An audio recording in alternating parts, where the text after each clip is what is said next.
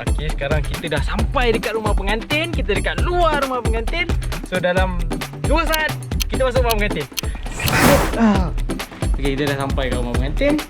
Mana pengantin ni Aduh, lambat betul lah pengantin ni. Jom kita jumpa pengantin. Okey, ni pengantin ni. Oh, tengah make up rupanya pengantin ni. Ni dia punya isteri dia dengan suami, mempelai, kedua mempelai. Lambat kita kahwin. Orang jadi kahwin tu Tanam dah dalam.